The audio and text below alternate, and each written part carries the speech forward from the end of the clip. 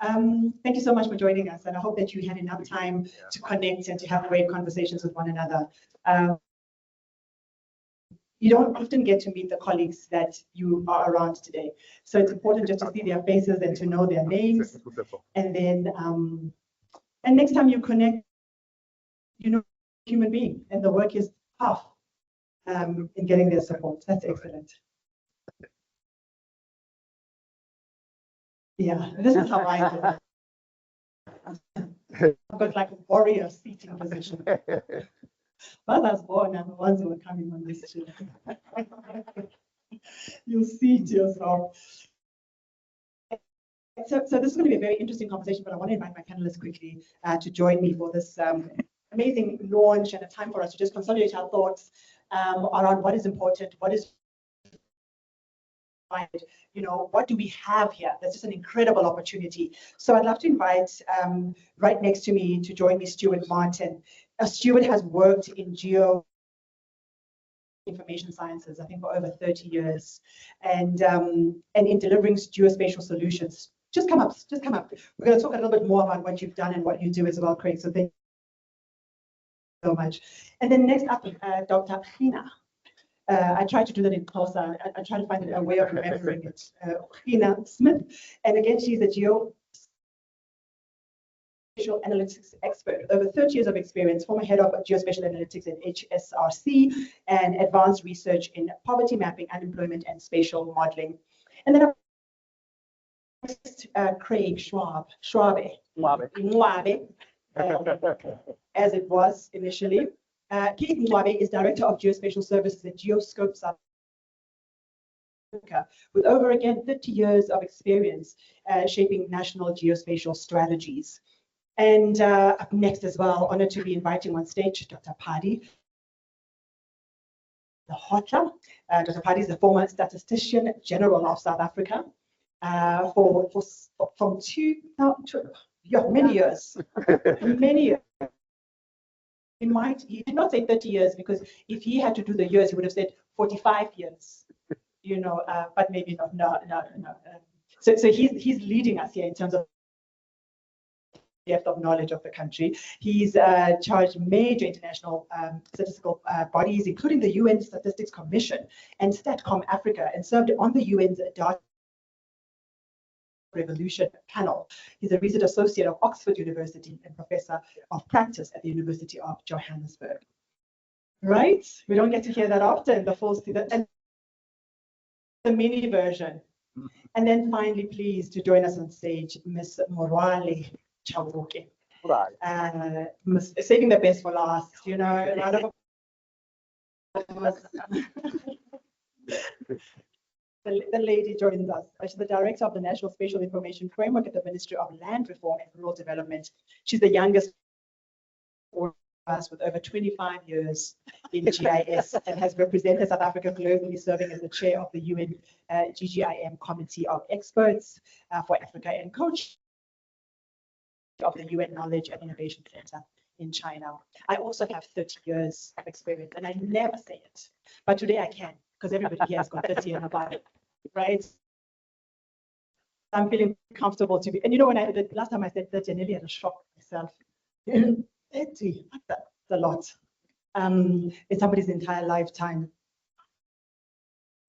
But we've had great presentations this morning, and we all get quite great clarity on what we are here to hear about. But we now have a panel of experts that I would love for them to lean in the first, very conversational. When I come to you, you're welcome with your own perspective, your own views, and some questions. So we've really got a liberty to really engage with you as well. So I'm thanking you for being here and for applying yourself. But I would like our panelists to start off with a very concise, burning platform perspective. Stuart, in your mind, why is work so critical? Why are you here, and in your lens of the criticality of the work? Okay.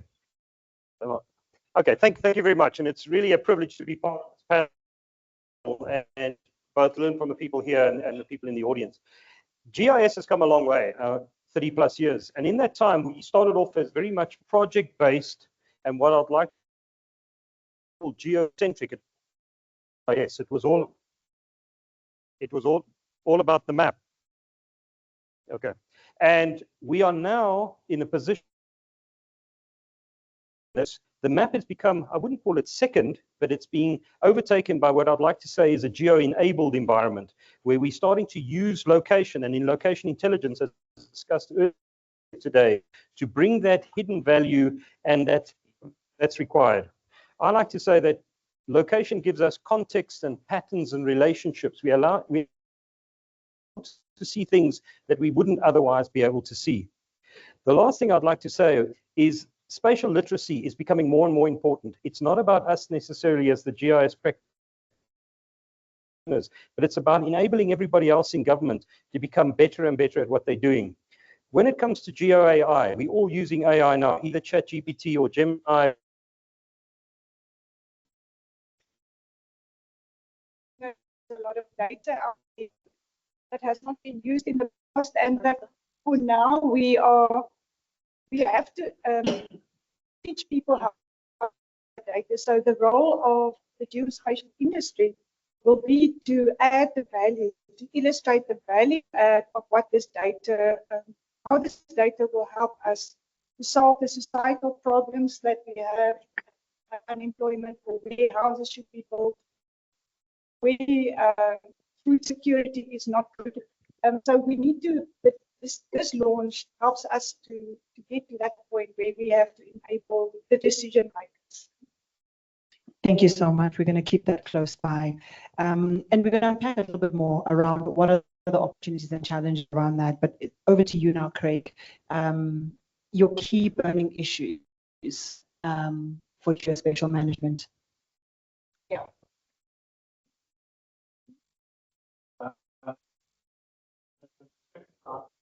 That I've been in the geospatial industry is strongly focused on relating to frameworks, geospatial data frameworks. And I think that that's vitally important. We must not ever forget that there are these frameworks in place as the DPME has put forward in terms of their framework. But there are other frameworks within government that we need to be taking into consideration. There is also legislation which gives us as a country a great deal of strength in terms of what can be accomplished. And through the Committee for Spatial Information, as an example, through the NSIF, significant or progress has been significantly have been made in recent years in addressing some of the critical aspects we need to look at in this country. For example, one would identify all fundamental geospatial data sets in South Africa, particularly important. Two, identify who is responsible for those geospatial data sets and making them responsible through the Act and maintaining those data sets and making the metadata available. So there are critical foundations that we've got, from legislation to frameworks, which are important. I think that there is two challenges that we face in the geospatial industry at this moment in time. One is the problem that people that have been trained as spatial specialists or professionals cannot be registered with the South African Geomatics Council. It is an issue that the committee that I sit on in the Western Cape has identified as critical. If you're wanting to maximize the utilization of geospatial information in government, we have to address this issue. And the last thing to make this world is changing, and it's changing fast. And if we do not keep up with what's happening, for example, in the AI industry, we will be left behind. So that's a critical aspect.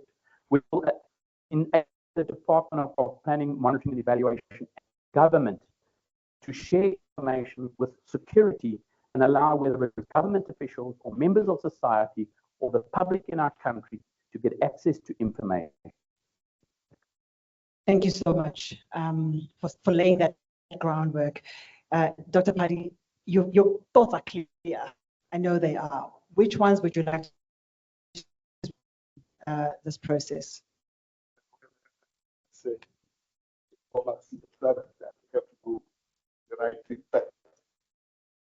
In absentia, I acknowledge the presence of the minister and the acting DG. Now, the question.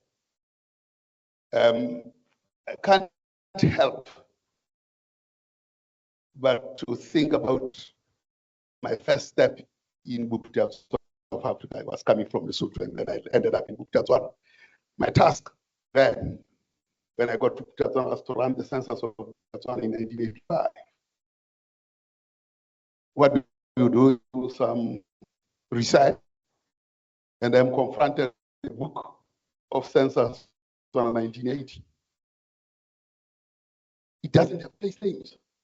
It has names of farms. Now, the invisibility of the communities that are in those spaces is what triggered me into thinking place names. And in 1996, when we ran the census, I had a fight with my boss, Mark Walken. He was more interested in polygons, the small thing, Shati, you are here, use people from Stats SA. I said, I gave these things in place names. And I'd had to fight with the colleagues who were white in SA because I didn't have the notion of what place names mean, development.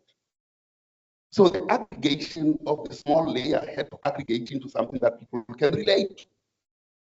So Mark was completely blown out when we ran the supercross and had aggregated it into place names. People could locate themselves and be there. So coming to this side, I think the important part is to make that layer of use visible. And I think they can do that because they work with development. The TTM can really come to visibility. This development model will be now visible. But underlying that is the hard work that my sister does and that SSA does. And by this, they are putting the necessary pressure on the two institutions. So I chaired the GIM and the Statistics Commission, where we are looking at this architecture. The standards, test standards, and geographic standards. They are locational, they are content. The planning role is to ride on that wave. And that is what is important, I think, about this. To elevate and put pressure on these two institutions and others that acting there to make these things. And that's what certainly I find useful for this session. And I'm liking the term ride the wave, because we can think of this in a much more personal way, in terms of our own attachment. But there's a wave ride that is powerful in how we make decisions and how we. But Memorable, I'm going to hope that you take the baton from Dr. Padi and give us the context of the environment structures that are leading us. Thank you, Madam Facilitator. Let me also acknowledge the Minister in absentia and thank her for it and passionate speech. To the acting DG, the senior managers here, and I greet you. The burning point from my side.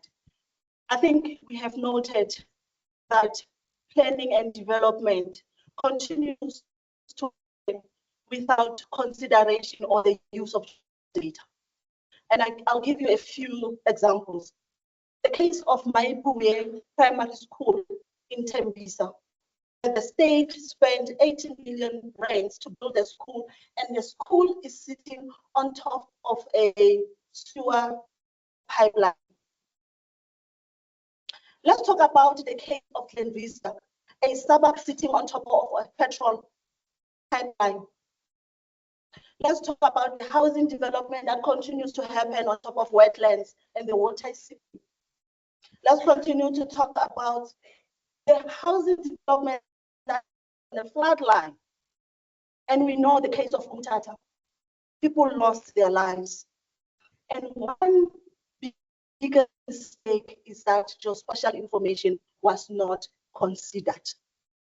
The reason given by the reality in the case of Maipuye is that the map of the municipality did not have a sewer pipeline. Why will a sewer pipeline miss on a map? Because then let's ask our questions. Who's creating those maps? Now, the president was Northwest 2 weeks ago. They met with the executive in the Northwest and they were discussing issues of service delivery and how to bring the municipalities to function. I went of the status quo of GIS science in the West. Out of the 80 local municipalities in the Northwest, only three have a functional GIS unit. 3 municipalities out of 8. So 15 municipalities, I can assume that they continue planning and developing without, that's my assumption, of course, but it can be corrected. It's my assumption. And now we start to understand why our municipalities are not functioning. Because decisions are not based on facts. Decisions are based on theory. Now, we need to institutionalize GIS science at local level, in fact, in all organs of state, because DPME today has launched a GIS strategy. I asked myself, where are you going to get the coordinates if there are no national GIS units? Where are the coordinates going to come from? And if this code come, I can tell you we're in a situation where the coordinates, the schools are in the sea. Some of the projects, my colleague from National Treasury was saying, Mitchell, you need to help us with training these people because some of our projects are in Egypt. We need to bring our projects back from Africa, and that's the power of geospatial data. Thank you.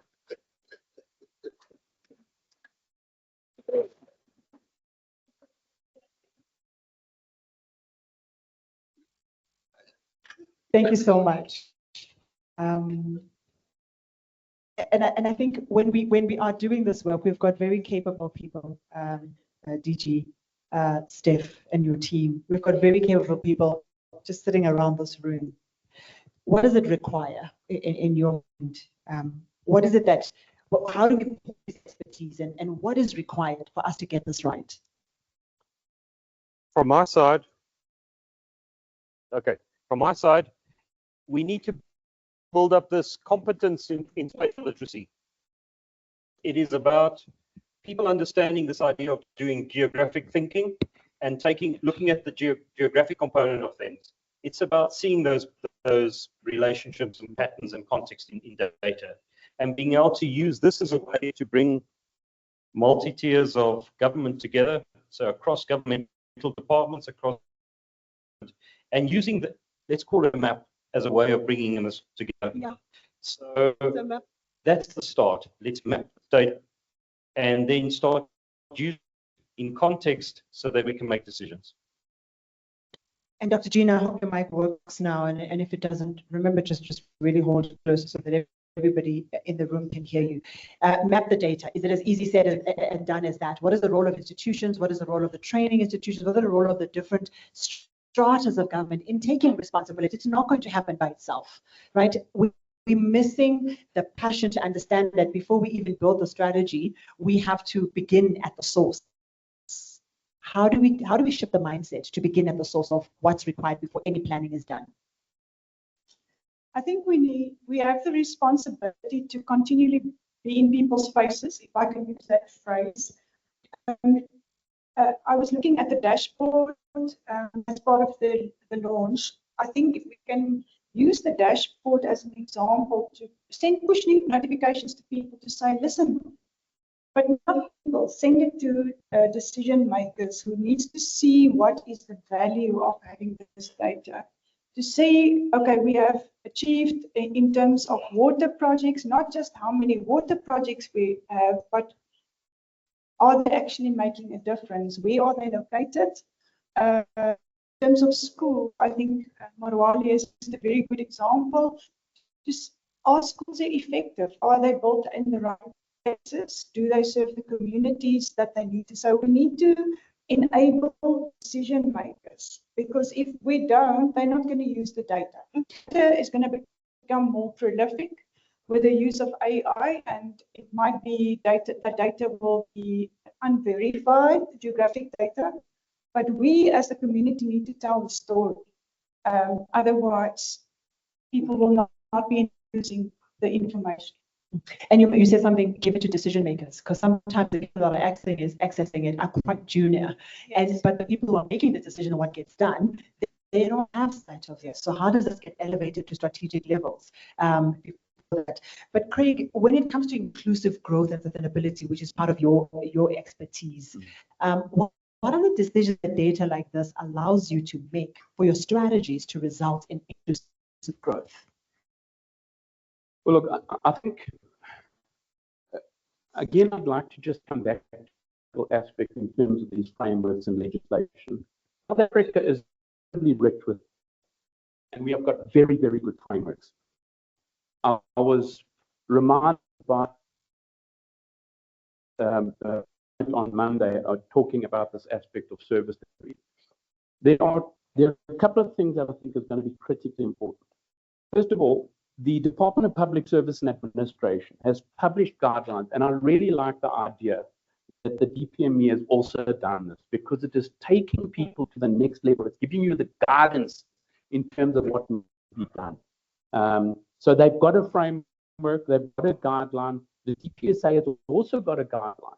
That guideline says, to Mimi's question, is this aspect of optimally do provide government services to the people of this country.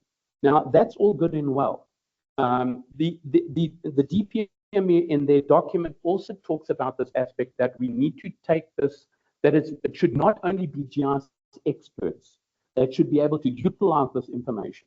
And I'd like to say to you that if South Africa does not get onto the bandwagon of looking at AI agents and AI technology, these technologies are, even to this day in South Africa, we could integrate every single database with full security and allow not only government officials to be able to analyze data. And remember something, that in most instances, there are many people out there who cannot look at this from a spatial perspective. We need to make it available to decision makers, to government officials, to junior officials. So I think it's very, very important that we look at this. We've got a good foundation, we've got strategies, we've got legislation, looking at these mechanisms by which we can make this information in an integrated way possible. I mean, just to give an example, and again, to acknowledge the work that the Committee on Spatial Information has done, is that we developed the concept.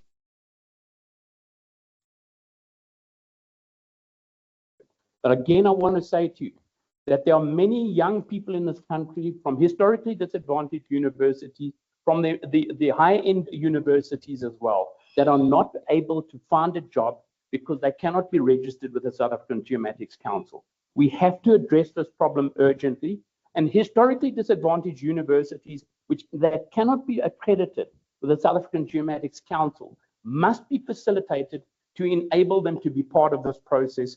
And we will start to see the ability to populate those particular positions in Northwest, for example, with young individuals that will then, with funding and investment into the technologies, will be able to start providing that sort of information for effective decision-making at a local government level. Thank you, Craig. Dr. Paddy, I'm so tempted to just pick up on one thing, and that's the data. And you spoke on the data revolution. You focused on, and it's not just the data evolution, but it's also the AI or the technology evolution. We don't want to be left behind. So what is required for us not to be left behind in this revolution? H.G. Wells, a century ago, said, talk about data. And the geospatial is also data. Data is everything. Said that in the future, that's when he wrote, statistics, which is data, will be so necessary as is the ability to read and write. you can put spatial data there. So it means that our inability to interact with spatial data means we are illiterate. And we have to deal with that illiteracy. So one of the things that I did when I was statistician general, and Shati is here, and Nwabisa is here, was to work with Professor Heya, may his soul rest in peace, on a project that we thought of in 1992. And it materialized in 2010 after purchase through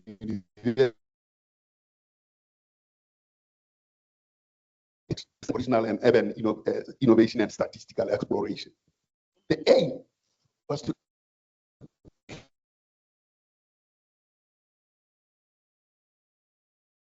get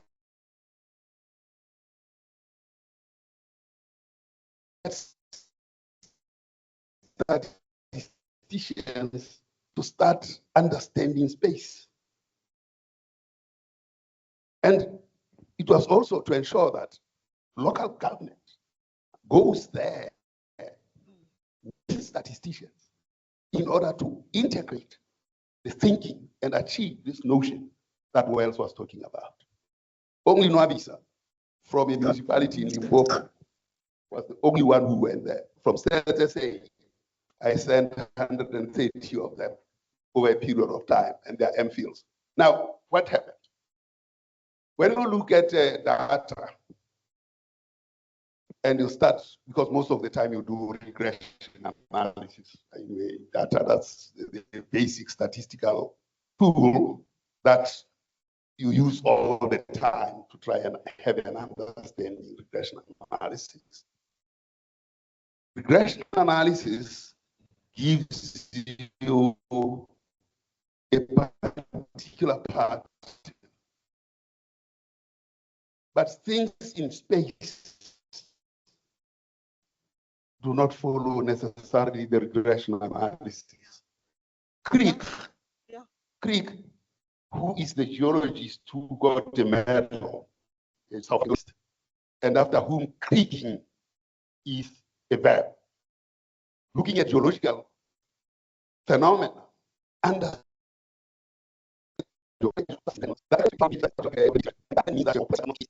it's actually a series of southeast facing policies, and therefore it's the wrong policy. So we need this to encapsulate these kinds of notions, including hotspots and cold spots.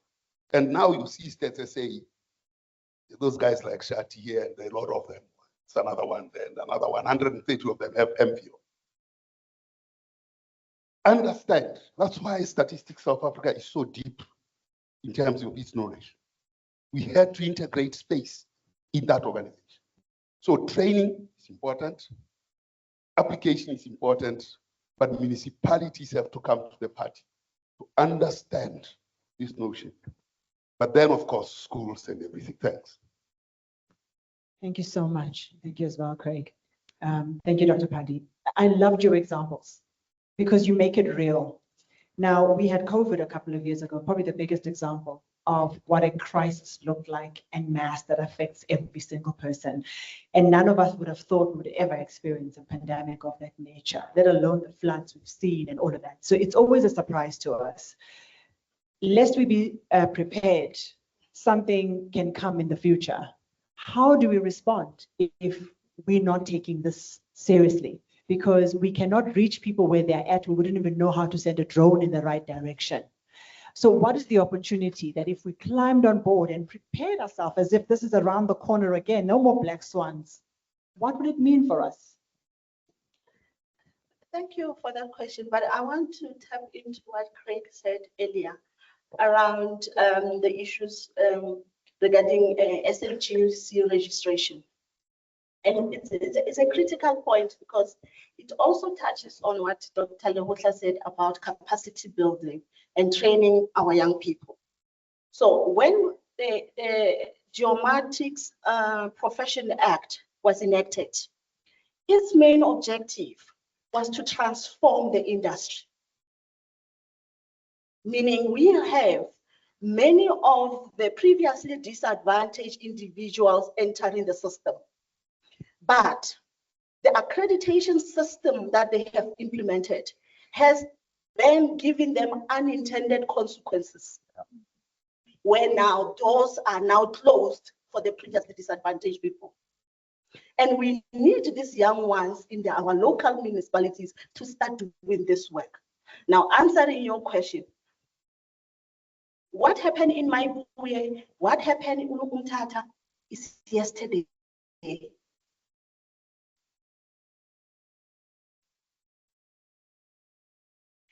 Today, we are launching the strategy. Tomorrow will never forgive us if we don't change our ways.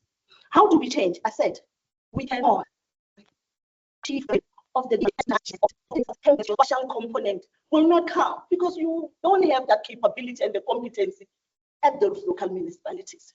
Now, how do we do that? We need leadership support. And through Acting DG, we need to start engaging the Department of Land Reform and Rural Development, work collaboratively on issues of capacity building and institutionalizing GIS science, working together and funding these resources, because funding is the challenge to get these young ones, and we need to have them in the rural town of Umtata. Because last week, and I'm so grateful that we do have organs of state like SANSA.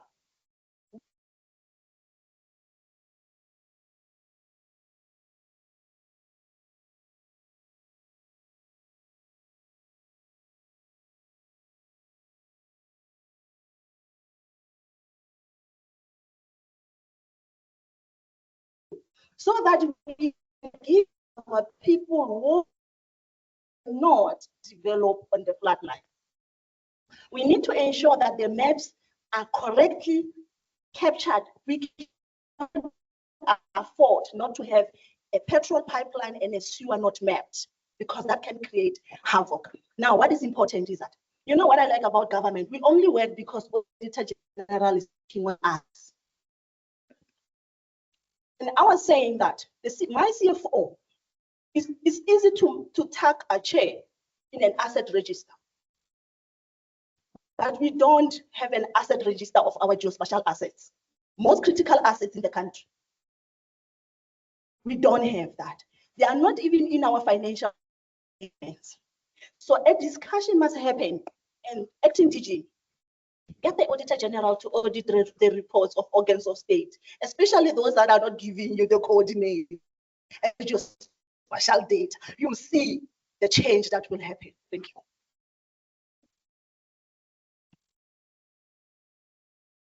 Now, I'm very open to any insights or questions coming from the audience, from you. It's strange to call you an audience because you are part of the conversation. Any questions, and especially leaning into the strategy piece that is gone. But there was a lot that was sitting there. Could I have somebody helping me with a mic, just that we do a question or two? Probably we'll come back again to the panel and just see what else we want to land before we move on. In actual fact, why don't you come?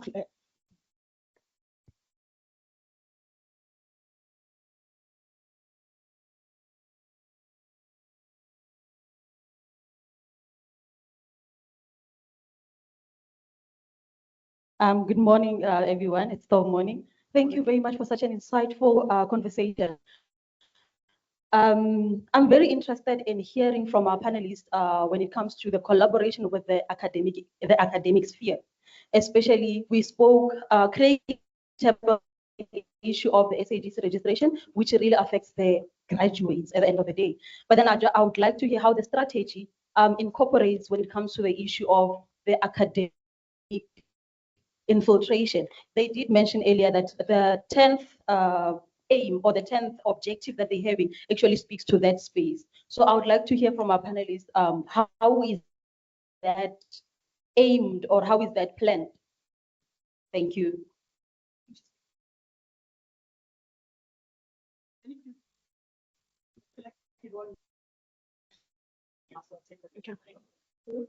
Good morning. Look, I mean, academia in our country is vital.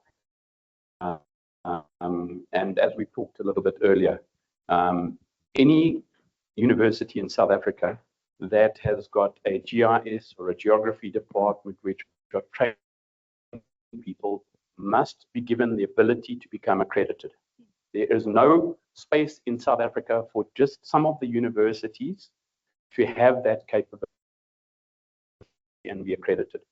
Let me tell you this, is that as a council member on the GIS Western Cape Council, the universities in the Western Cape are saying that their ability to be certified by the SAGC is becoming more difficult. Now, if those universities are struggling to be accredited, and a lot of them are, then the historically disadvantaged universities are finding it even that much more. So we've got to start looking at how we bring academia back in. And if the university, we as an industry should be saying to ourselves and to the academia, this is what we're anticipating you need to be doing in order to train people at various levels within our industry. I come from a time where GIS was not a technology, it was a tool. It was a tool that I used as an ecologist or as a social scientist to answer critical questions. And as a consequence, in universities, we should also be facilitating that people that are not of a surveys and mapping or a geospatial also have the opportunity to be effectively credited. There is not an inkling of a doubt that the academic institutions in our country are vitally important and need to be helped, especially the historically disadvantaged ones, to be able to be credited within a reasonable amount of effort. Yeah, I think one of the things that we should do, and South Africa has lost the plot on this one, is how we participate in the regional science system of the world. We are not there. Herman Kea was the only one, the late Professor Kea, the only one that was continuously publishing in that regional science. We need to resuscitate regional science and participate in that system. Then the accreditation and everything, we can be almost at the cutting edge. Thanks. Thank you, Chair, and to our panelists. I have a question. I'm going out of question. Probably it will be two questions. The first one would be, I welcome the launch, but I believe that this launch should not end here. That it should be a special launch, especially at local government, municipality level, because that's where things happen. Implementation of project, people building houses, flat. That's where things happen. And I believe that if we really are serious in making sure that this strategy is integrated fully into the heart of government, that's a sector that you need to target. And secondly, what Ausmorwal is saying regarding, things that are happening on the ground, isn't it because you might have this very good strategy, but I think we need to ask ourselves, and unfortunately, Minister is not here to say, but do we have the ethical leadership that will be able to develop a culture of, doing things right, doing things lawfully? Because you could have all this, and because of lack of ethical leadership, elections are coming very soon, and maybe I want to be a councillor. I lead people to occupy land on a wetland. And at the end of the day, people, are swallowed, by the land because of, with all these systems that are here. But if ethical leadership is not there to support these systems, our being here will also be in vain. So I'm asking myself whether, we still have that kind of ethical leadership to support such innovation. Thank you. Thank you so much. And I want to pin your question. I think it's a very important question. I actually want to have a round just that conversation a little bit later on the, and we spoke about it earlier, on this is not just a minds issue, it's also a matter of the heart and integrity and the people that are sitting in government. So I want to pin it if you don't mind, and just get the next one. If you, oh, you've got the mic, please go ahead. Thank you very much. And thank you to DPME for the strategy. I unfortunately didn't read it, and I certainly will. So I will definitely scan that and put it into Copilot and ask for a very nice summary of that. So my only comment is, can we please speed things up? If I look at the panel in front of me, oh gosh, we've been together for so many years. It's the same faces and the same people, and we're talking about the same thing. Who in this room will say we've never discussed this before? And over the years, I mean, I've been with Stats SA 35 years, and thanks to our statistician general, so passionate about geography. We started a geography division, and we've been so active in trying to do things like this. So for me, I like the point that our colleague mentioned now, is he speaks about localizing, and that's so important. You know, the SDIs. We always talk about the national SDIs, and I think we've got a handle on the national SDI. And this initiative is also coming from a national who's picking up one of our biggest problems is everything happens at the local level. Information is collected at the local level. And how do we bring geospatial information, GIS, to be the heart of everything that happens in a municipality? I worked with all the municipalities in Gauteng, and it's really, even it's only our metros are really they are really excelling. So what is it do we do to the other municipalities to bring them? And they are really seeing the fruits of everything that they are doing currently. Yeah, so the other thing that's very important, I always think geospatial is so progressive compared to the statistical side, and I've always had a lot of battles at Stats SA, because it was very difficult for me to bring geography into a statistical agency. You know, they statistics and everything brings a bias and things like that. So lucky we had good support, you know. So we've done so much, but it just seems as if we're just not getting where we want to do. So what would be nice is we need to actually push on with the SDI Act and the NSS of the Stats Act that brings in, because what's the use having the polygons when you don't have the data? What are you going to say? How are you going to do that? So we should look at this whole concept of ecosystem that has a big component, which is the foundational information. That is the fundamental data set. This has been clearly outlined for us. We need to make sure those are absolutely updated and they're active in the whole process. I had the personal opportunity of working and studying and researching, for example, the national address infrastructure in this country. And, you know, we are stuck. We are stuck. And what it needs is proper governance. So all the components, the SDI Act, it's all there. When are we going to start aggressively implementing this? Thank you. And I think the question goes to you, actually, because it's great that we launch these fantastic things, but where's our change management and transformation capability being built into ensuring that these things are hitting the ground? So maybe let me review to you a little bit later, but to the panelists, I want to pose all of them. I want to pose the question around the culture and the ethics we need to infuse, and it's a big one. But most importantly, talk about things. And I think even in the panel we heard, we need to. We can come back next year and say the same thing again. We need to. Where's the top 10 list and who are we making accountable? How are we advocating and really driving to see change? So when we come back next year, it's different. And then also another one to throw in, anybody can choose either. The role of the public and private partnership, and this needs money. You know, so are there creative ideas around how some of this change can be achieved? So you've got a lot to choose from. I'm going to test if any of the mics are on. Would you mind putting them on for me? The mic, there's the lapels. Let's see if they work, because we've been sort of not using them. So who would like to grab the very first one? Let me allow you to please go, Stuart. Just check it.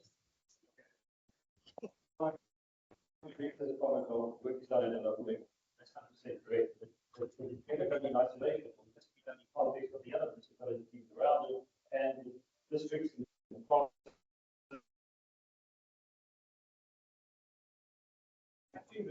lowest level. It doesn't mean we necessarily have to use that data at the lowest level. It can be rolled up or rolled down, depending on how it needs to be used. So it's and what's crucial to this is not just everybody has to contribute data to GIMS and it disappears into our report. This is about providing that data back. So if you are, we would say, City of Tshwane, you want to see what goes into, because that makes sense. It puts in the context at a provincial level. And I think this is the one thing. It's not just about providing data, it's about getting access to data which then can be used. Leading on to that point of ethical leadership, I think the point and being made of evidence-based decision making. If we can provide the necessary data to people, then we can drive the point of this data should support their decision making. And I think it's that supports what we're asking for, is that we can question people based on what they've been used, the data up to date and it's relevant.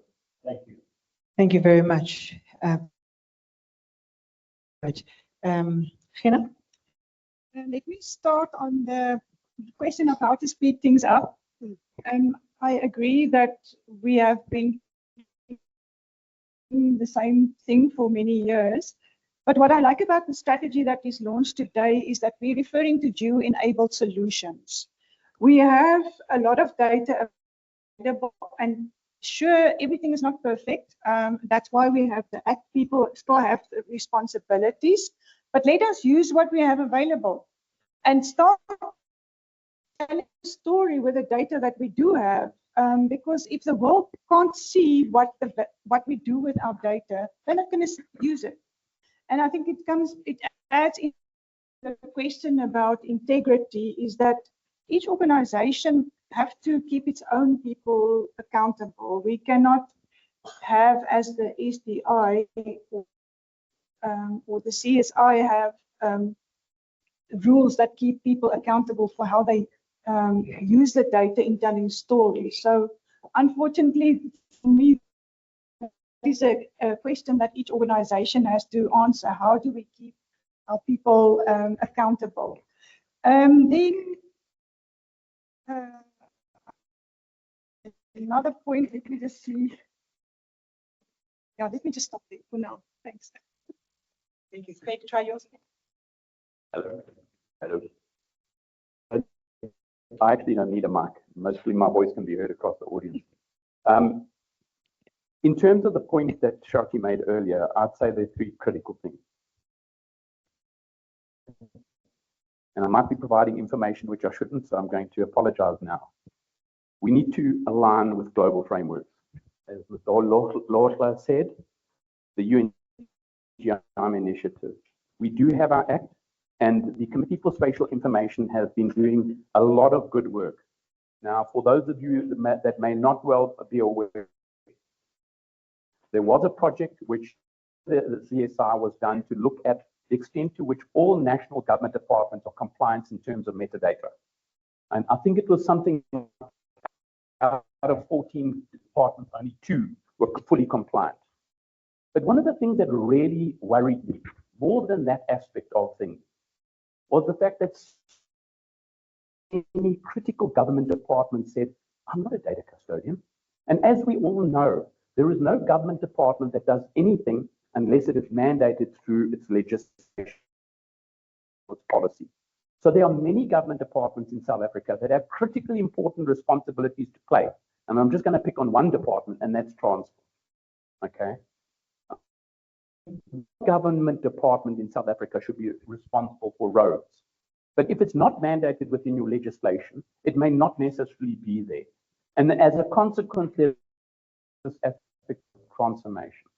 The thing that I want to also let people know is that through the Committee of Spatial Information and with the NSI's role, a tender has been issued yesterday to develop South Africa's geospatial information management strategy.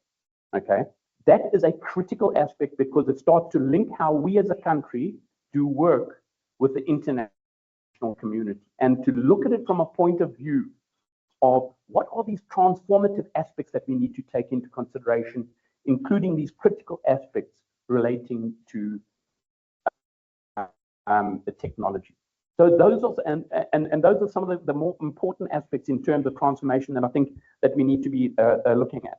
These transformation or technologies, and then again, which is a point that has been made, is strengthening the institutional aspect within our country.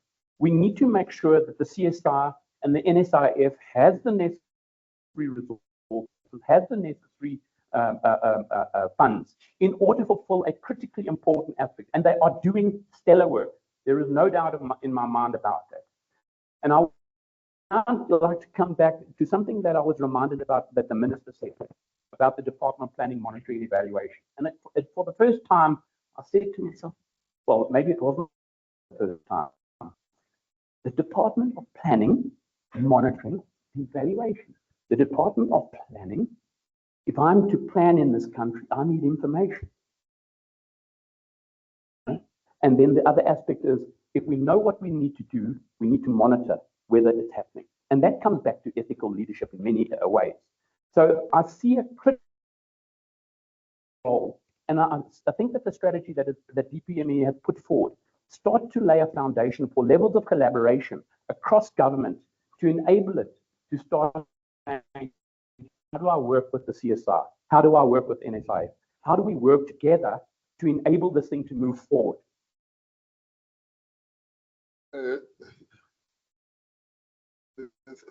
Thank you. Exactly, you raised a number of critical issues. One of those is about research to what end. One of the things that we did at Stellenbosch was that when I nominated those who go for an MPhil, I said you will only use at the fundamental answer a critical question about South Africa.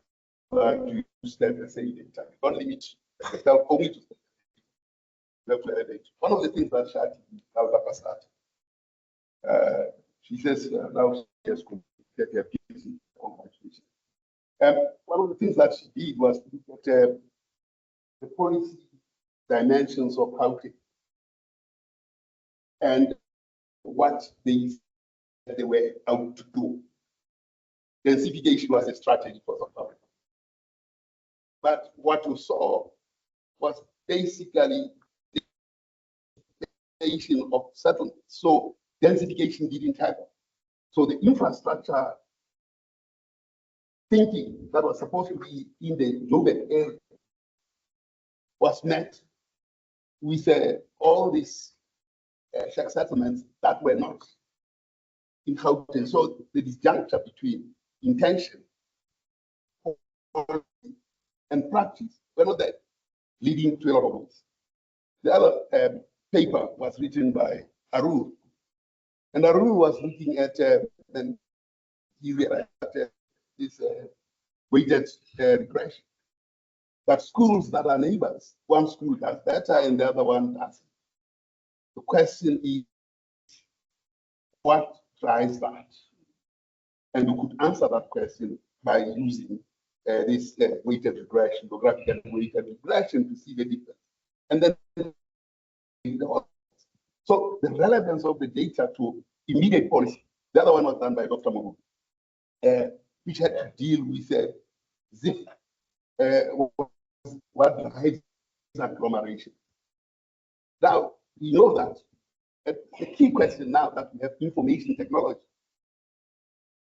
which defies real estate as a driver of agglomerations. We are faced with a very difficult situation where offices, including the mighty state, let's say buildings, is half empty. As real estate, something is half empty. These are the questions around ZIF that Murudu had to work with.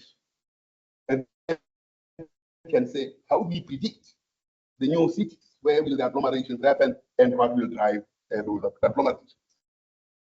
Ethical leadership is the use of evidence. Without evidence, you will not have ethical leadership because everybody will go whichever way they wish. So evidence is so crucial. So DPME, what's my advice to you? You are sitting at the tip of a process. You have the best position to advocate. You have the institutions that do the heavy lifting, such as Namwadi and the say. They have developed standards, and they bring all those standards together, and they bring not only South Africa, but the rest of the continent and the rest of the world. Put pressure on these people to make sure that they integrate faster. Use your position of planning, not to go, because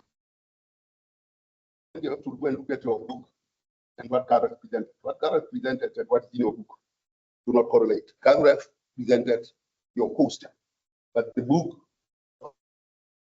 about you going into organizing standards and like that's not your aim. Don't try and do that. There are these people here that have to do it. Put pressure on them to do it. Finally, go and model planning. That's where you have to go and do your work. Go and do foresight and future-proof. Go and look at credible models that help to economically plan this. Don't look at these instruments that the two have. Leave them to do the work. Let pressure to them to do the work. You do not model. Right now, if I look at your plans, you cannot give me future proof that will reduce unemployment by 10% or 1%. You put things together side by side and you call that. That's not it, right? Go and read the UN CPAP principles, United Nations Committee of Experts on Public Administration. They talk about sound planning.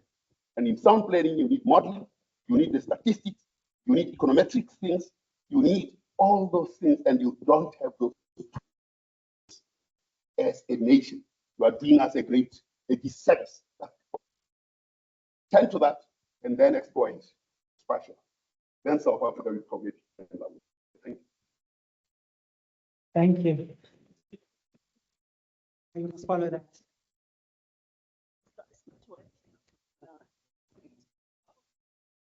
It's working now.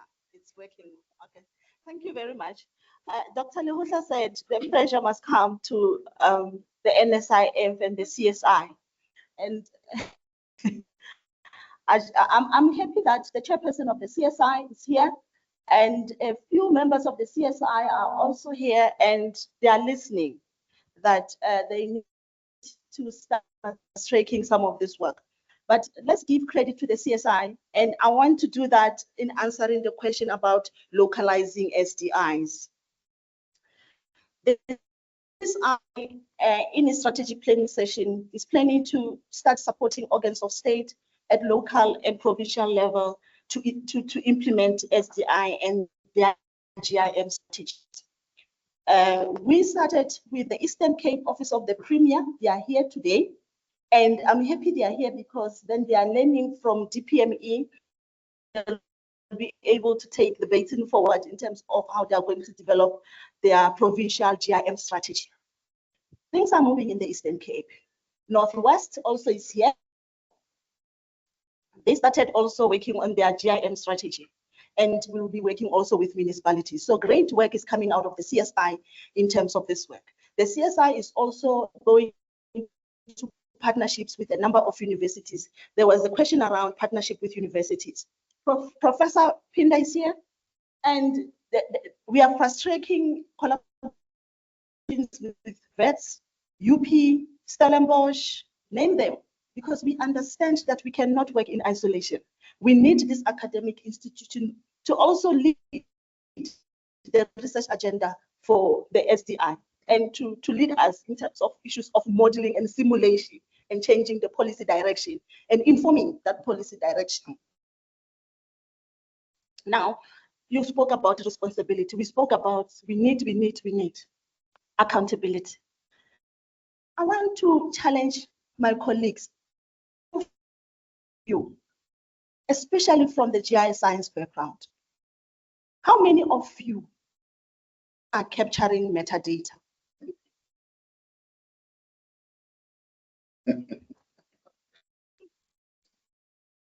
So DG, you have a big problem here. I was advocating for institutionalizing GIS science in local municipalities. The current resources that are in the offices are not capturing metadata. That's where the challenge is. So I'm going to request that we start taking accountability and start collecting that data in our own respective organizations and submitting that reporting data to DPME. DPME, after 6 months, please come to the CSI and report in terms of not complying with your guidelines. And I guess the CSI will know what to do. I thank you. Let me just add, on your metadata. The key issue is when it's all done, it must be driven by metadata because it's from the metadata that you automate. Yes. You can't automate if you have respect for metadata. So you need the metadata, and that's why the DGIM and the UNSC have all these tools in order to move toward automation. And these instruments are there in the US. You look at the Tiger files. Those Tiger files used to be not visible because locational. Once they were an open Tiger files, navigation became possible. So that then you have this thing, we say stand left, stand right, stop, you will fall. It was based on the Tiger file. That Tiger file system created conditions for what navigation is today, and based on automation of the meter. So let's go for it. And then, of course, you can't do those things without resourcing these institutions. I mean, it's the Surveyor General and no. At the moment, let us say he has been without that investment, manna will not fall from heaven, and you will not achieve what you think. I've yet to run such a honest panel ever. Great engagement. I'm going to come to you just shortly, if you don't mind. I want to go to our online guests. We have shadow participants in the shadows. 3 questions that I definitely want to give them the room to ask. Shall we let them ask it themselves?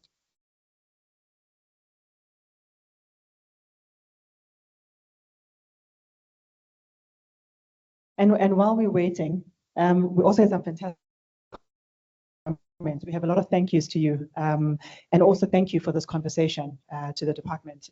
It really means a lot to a lot of people. Let me know when they're ready. One of the questions that has come up, initiative is applauded, and there are a number of challenges. How do we ensure a bottom-up approach by adopting and bringing it to local level, such as municipalities, to further support the work of the effectiveness? So help me to suss out which questions we've answered and which ones we haven't answered. But the importance here is the direct participation of local stakeholders. One of the comments we have is that there may be a need to build a solution, but with most GIS software, there are no-code, low-code options that enable non-GISC professionals to create special products. What are the options there? The GIMS framework is aimed at program and project managers to map the SA policy environment, but GIS practitioners should assist them and advise how to spatialize performance data. And I think this also speaks to social science practitioners. And I'll read one more and then try again on that side. And it's a very long one, but it does speak to the utilization, taking the strategy and utilization of mobile apps, which could really make data so easily accessible and usage therefore critical. And that's just but one of the elements that I've picked up in the session. Are we ready with the online questions? And then we're going to do a hopefully near final roundup. Helen, nobody coming in? Okay. All right. We've got these three that we've noted, and I am running out of time. So I do want to allow the three hands that have come up. We just ask those three questions. I think it's 4, and then we're going to use their questions as closing remarks. We can't handle everything, otherwise it'll just be too long. Please go ahead. Thank you very much, and congratulations on this initiative. I think it's wonderful. Just 2 points from my side. I'm speaking first as a council member of South African Geomatics Council. I'm not speaking on behalf of them, but I would just like to respond to some of the comments.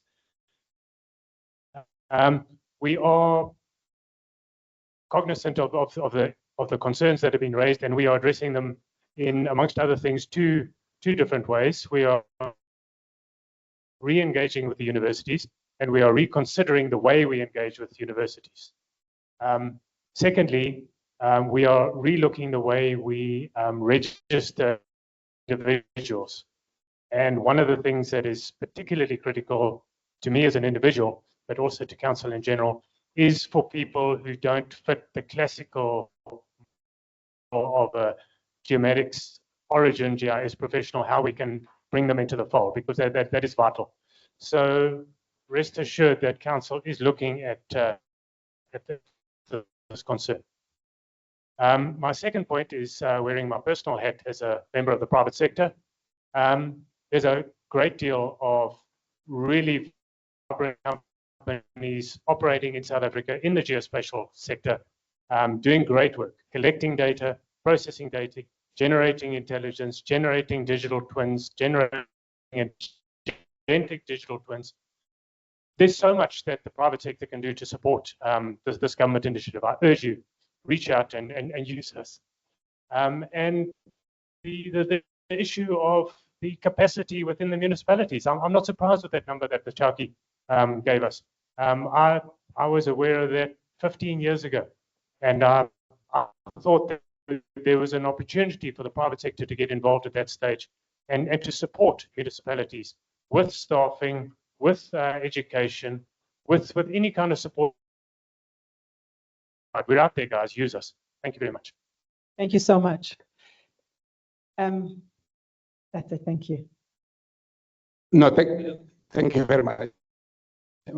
My name is Professor Pada Mangara, and I'm the head of school for the School of Geography, Archaeology, and Environmental Studies at the University of the Witwatersrand.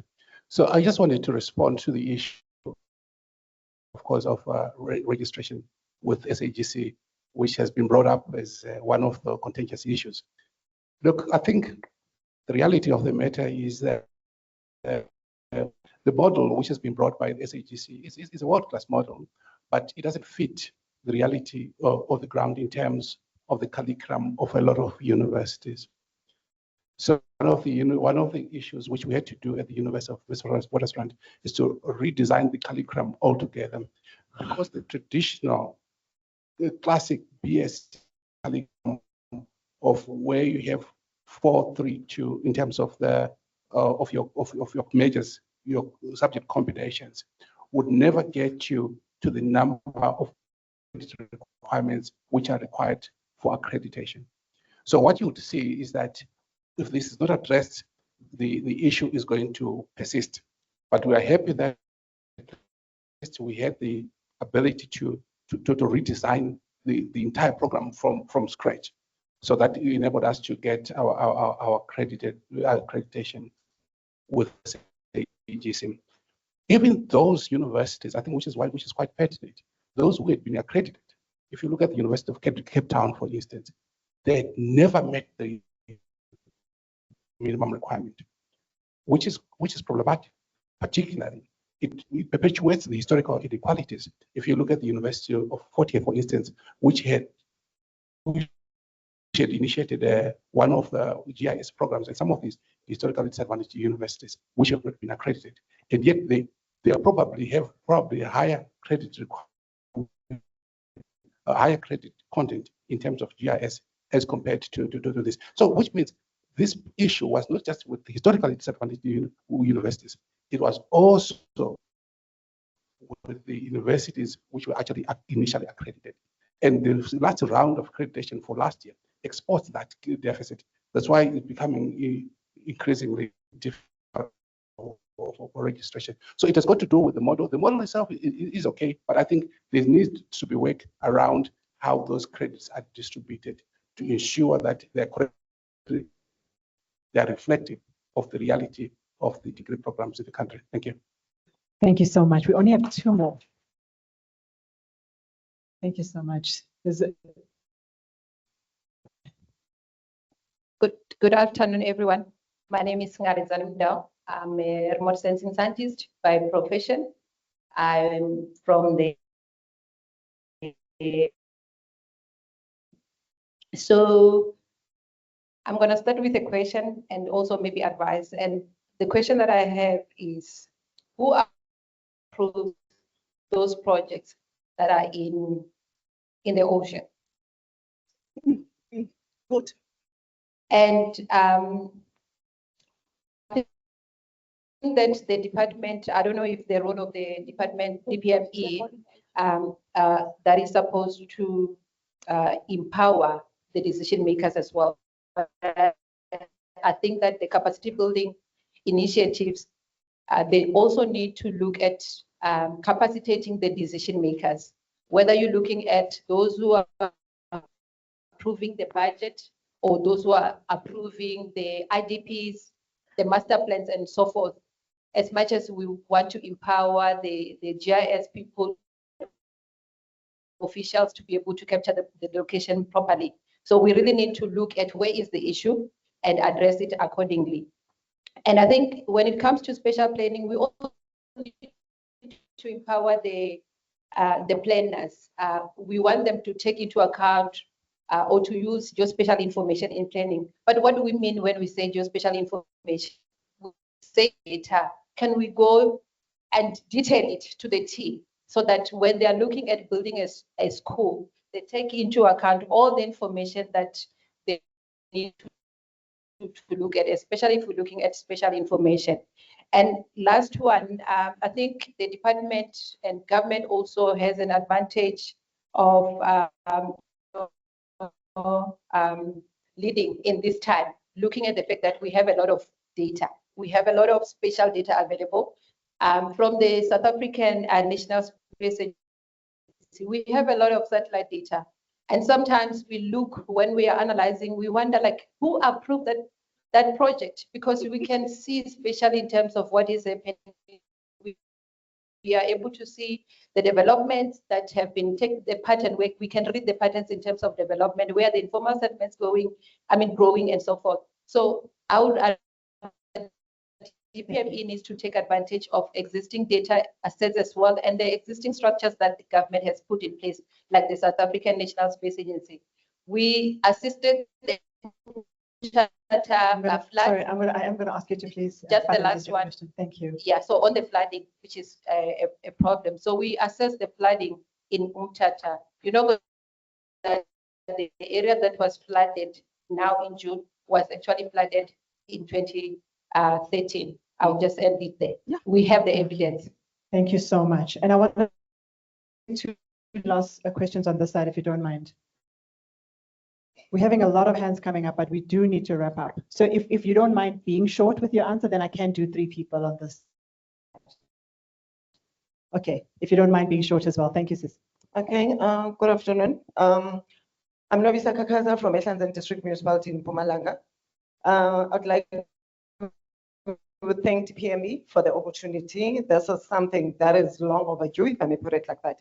But just quickly to touch all the panelists, one thing that they mentioned in their talks is the base of everything. For us to have this geo-enabled future is the data. And as the country, I think we have a lot of initiatives that we have where we have done issues when it comes to data. We have your status say, we have CSI, which has published a data study for all this data. But now let's go back. Mecha Wuke emphasized the issue of institutionalizing local government. All the scenarios that she gave of the challenges that have happened recently is the data that is used down at local government. And I'm telling you right now, if you go there, that data is everywhere and anywhere and not there. the person who produces a sewer line is an engineer within local government, but there is no integration. That's something else that we need to look into. Engineers are working there, GIS is working there if it does exist. Planners are working there. It's just in silos in every way in local government. That's some of the issues that we look into. IDPs are there. Yes, we're saying it's integrated development planning. That's the name, but practicality of it doesn't exist. So that's some of the issues that we need to look into. When you get to the local government space, we have the DDM, which is also supposed to be trying. We are still very far to what we need to achieve, and the base is local government. We need to really work hard on what's happening down there. Thank you so much. Round across, young man. There we go.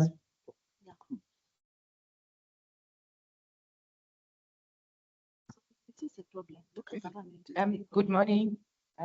My name is Sultan Tlamene, Status A. What Charity is saying, and everyone is saying, we've been talking about these issues for many years, I must say. And the actual issue here is, I hear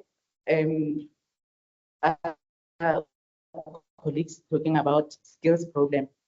I don't think there is a skills problem, I must say. From the interview that I said previously, where for one position, we had 120 applicants for GIS position. And they are all registered. Most of them, they are registered with the council. So that is not an issue. The issue is when GIS people talk to each other, and we are not talking to developmental issues. We are not addressing, we are not talking to policy issues. We are still talking to each other about how we can create map, how SDI can do this and that, but it's not addressing developmental issues in the municipal level, because what is needed is the point that will help planners to plan. As long as you don't have that, the base data set that's important at the point level that can address issues and monitor information and project at the local level. We'll still come here after 10 years, but I want to congratulate the DPME for the bold step of this of geospatial information management strategy, that they are suggesting that it will be a bottom-up approach. That's what we need, and a bottom-up approach, rather than where we have the data at national level, which addresses general issues and not addressing point issue. This evidence point that I said, we are looking forward to it, especially from Status A, the address data set. We've been talking to them about that to update our address data set. And okay, the last point, I lost my point. Thank you so much. Thank you, Chair.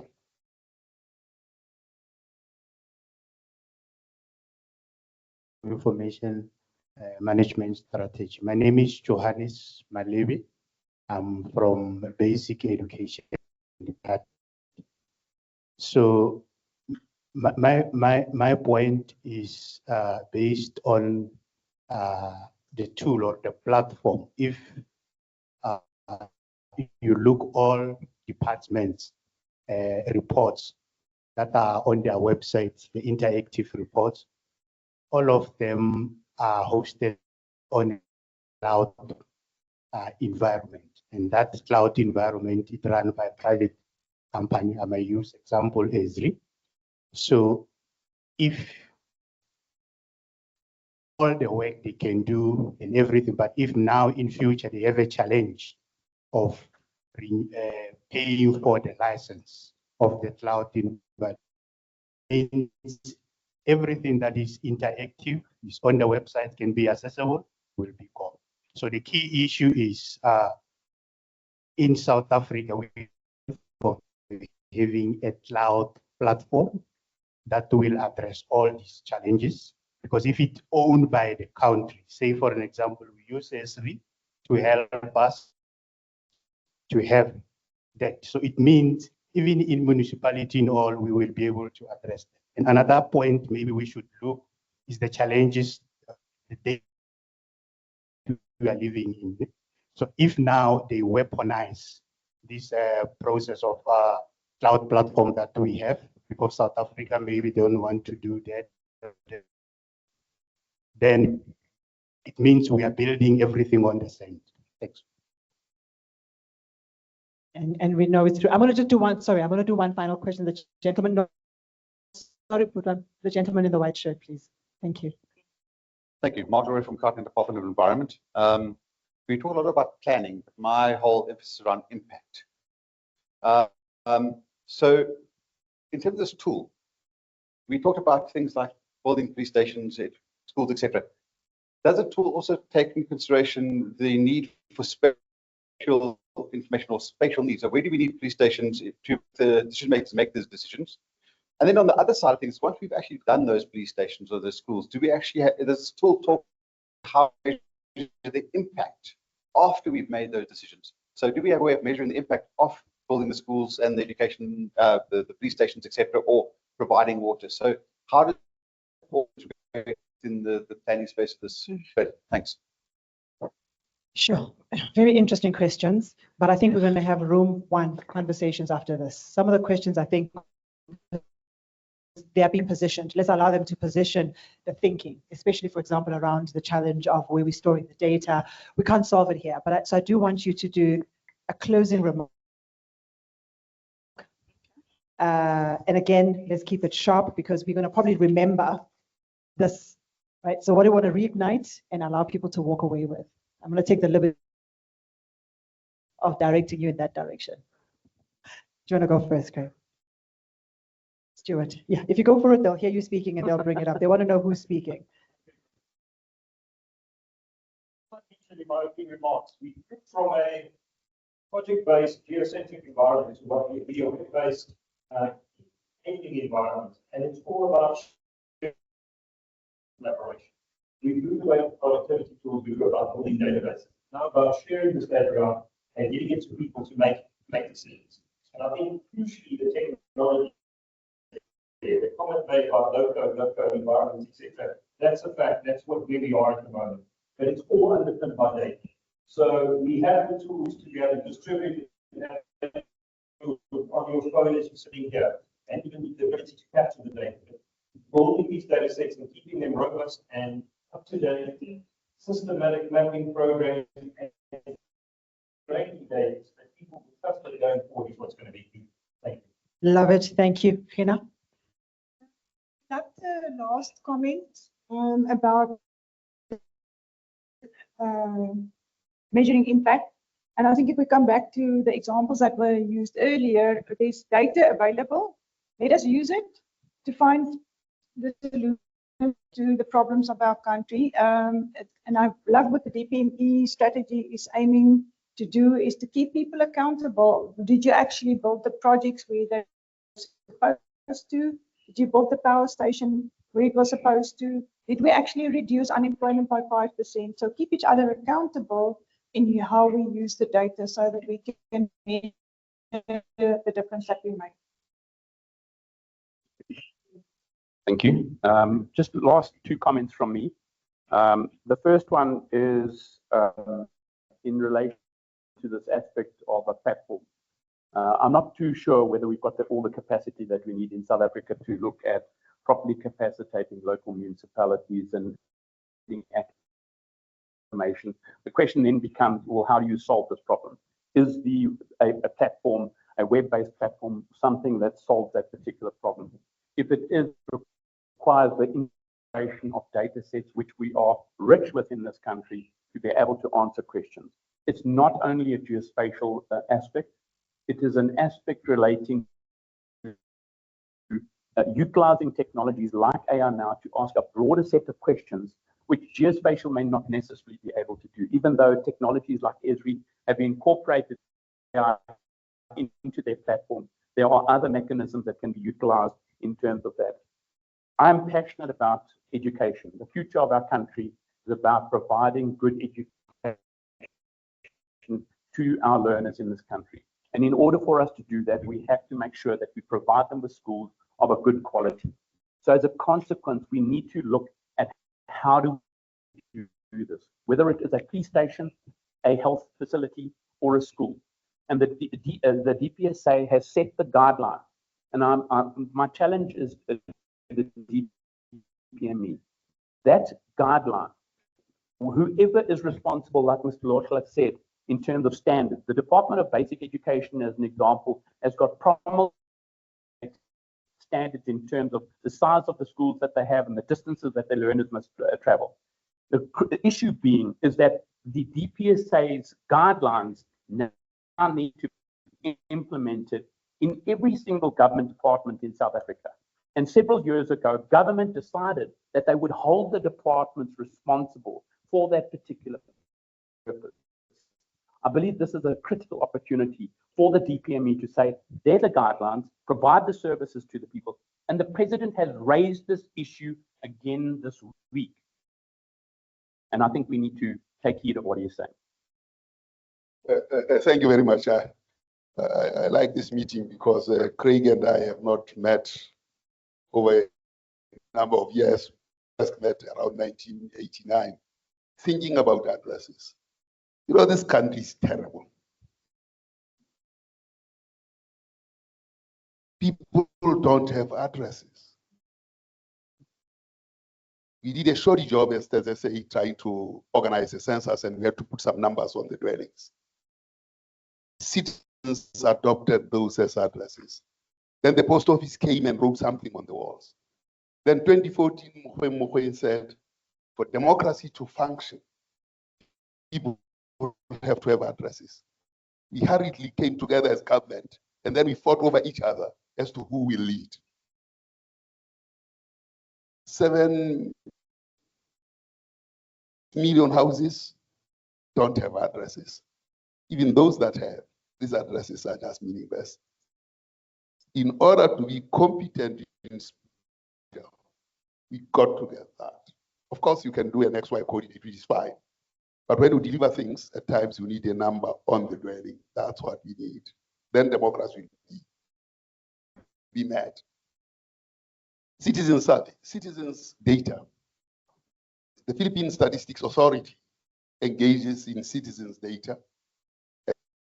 Citizens data is curated by the authority to test it for integrity. Something that we can actually learn from. The big question is, whose data is it?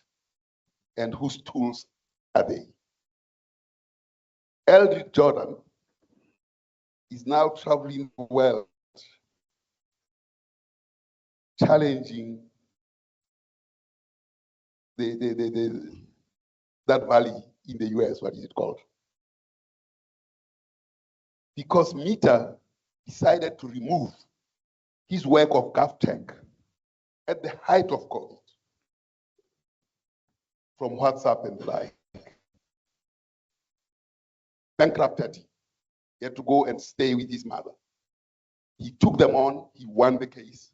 He's written a book, and yesterday he was at the Parliament of the House of Lords in the UK, asking the question, whose data is it?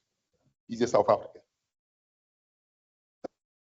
That question is the question. When we have answered it, we can liberate ourselves from being exploited by those who hold technology. Thank you.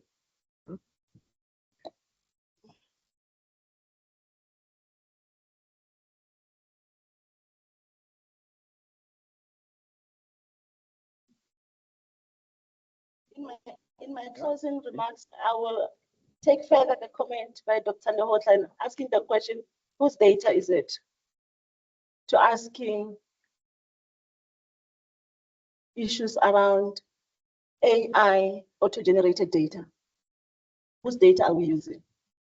Now, in closing, I want to make the statement that as the Department of Land Reform and Rural Development and the custodian of the SDI Act, we have an annual performance target in the work plan of our Director General that we support organs of state in implementing the SDI. We are there to support organs of state. We have a target of 16 organs of state. But I guess if you send us an email at nsia@dllrd.gov.za, we'll be able to put you on a list and we can go and negotiate that we support more organs of state because we support the DPME's GIM strategy and because we support other GIM strategies that are going to be developed by other organs of state, because it is through these GIM strategies that we'll realize the of the SDI Act. So we are there to support you. Please give us a call or email us, and we are there to support you. Now, closing. I tell my colleagues, every time I visit China, I come back depressed. I come back overwhelmed. I come back angry because I see what China is doing and I ask myself, why can't we do it? In China, they have moved past geospatially referencing APP. They have moved past that. They have geospatially referenced their streets that they have self-driven buses. They even now geospatially reference their trees. So you see, they have got different challenges because let me tell you why. They did not invest less than 10 million rand into the implementation of SDI. They implemented more than $10 million US dollars. And the government of China is intentional about it. They have created a geospatial town. They converted a rural space into a geospatial town where everything is geospatially referenced in the town. And Acting DG, I want to request that please help me plead with the minister that the minister must go there.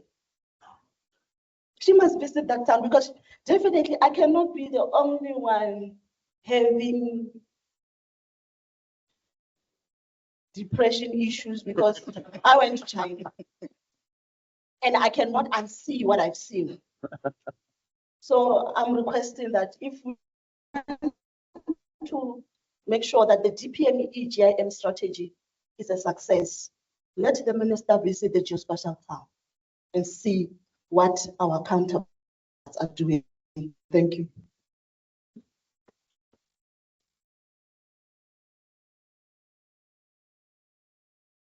On that high note of not having depression by yourself, we shall join you. I know we lift ourselves up now. I want to say thank you so much to you, our panel. You've made it an incredible conversation. Thank you to you for your attention. Thank you to our online participants as well. We have to close. It's been amazing. It's been lovely. I'm going to ask DP please to come forward and to just acknowledge you and say thank you so much. If we have a photographer as well, please let's not miss this moment. Can he take some pictures? Please, over to you. Please come to the front.